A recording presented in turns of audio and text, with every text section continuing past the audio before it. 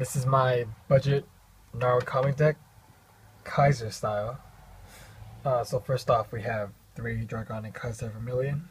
What this card does is, limit break 4, counterblast 3. It gets to attack the whole front row, and it gets 2,000. But that's a hefty cost, so that's why you play.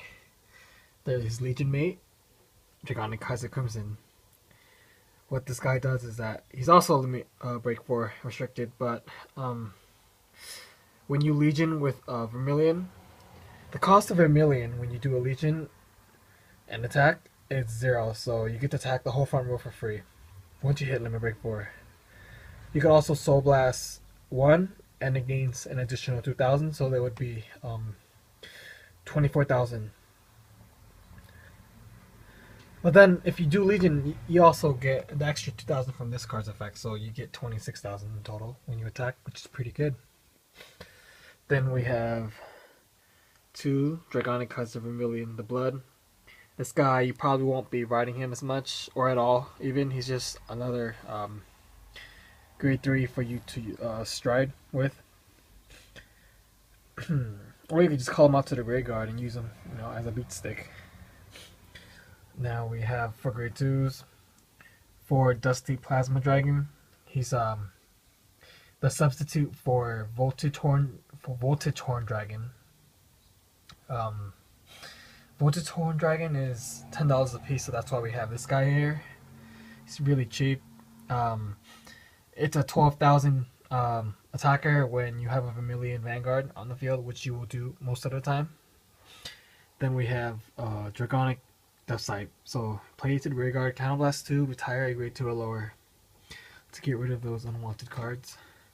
Then my favorite grade 2, we have Demonic Dragon Berserker Chatura. What this guy does is that in exchange for not attacking the graveyards, when he attacks the Vanguard, he gets plus 3,000, and then he gets an additional skill, which is if it hits counterblast 1, you get to draw 1 card, and you get to bind a card from their drop zone. This card is really good against Grand Blue. I really hate Grand Blue. And it replenishes your hand. And it puts pressure, so that's really neat. Then we have our Unflipper. If it's the Vanguard, you get to choose 1 card from your damage zone and unflip it. Then we have our 10k beat stick, Thunderstorm Dragoon.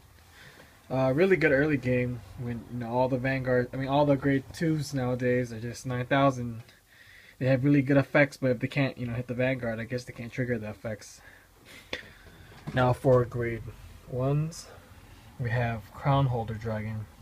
What this card does is, when a Kaiser card hits, you get to choose up to 1 other unit, and both of those cards, that card and this card gets 2,000. And it has a really neat combination with the grade 4 I will show you later in the video. But then we have Wyvern Strike, Pillage, or however you say it. I don't know, Google Translator doesn't do justice. It was GB1 restricted. And what he does is that when he attacks, he gets 4,000. But he can't attack the Ray Guard. But I don't see the point of attacking the Ray Guard in this deck, because the Ray Guards in this deck attacks all the Vanguards. Mostly, because your Vanguard's the one that gets rid of all of the front row. Then we have 4 Perfect Guards. This is a great alternative for the other ones, which are about $3 each. And it has a neat effect where if you use this card for a G assist, both players draw a card. So I guess it's a double-edged sword, but a card in your turn is pretty sufficient, I believe. I don't know. Then we have 10 critical triggers, 2 draws, and 4 heals. Yeah, these guys are about $2 each. The Degen. But you don't need to have Degen. You can just use any critical triggers. Now for the G zone, we have 4 Dragonic Kaiser Vermilion. Warning. He's GB2 restricted, but once you get rid of that requirement, you counterblast 1. You flip a card over. You flip this card over. You get to attack the whole front row, and for every card it hits, it gives 5,000 to two rear guards. So it's obviously gonna hit the first, if they have a full front row, it's gonna hit the two row for the two rear guards for sure. So that's 10,000 for each unit, and if it manages to hit the Vanguard, that's 15,000 for 2 units. That's a lot for your opponent to handle, especially if they are low on hand. So they have to take the damage. Then we have 2 Zorus. You play him, he's a first ride, so once you call him in the field, he's an on pressure card. So if the attack hits, you get to bind a card.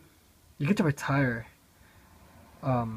Your opponent chooses to retire a card from their field, and then you get to bind 2 cards from their drop zone.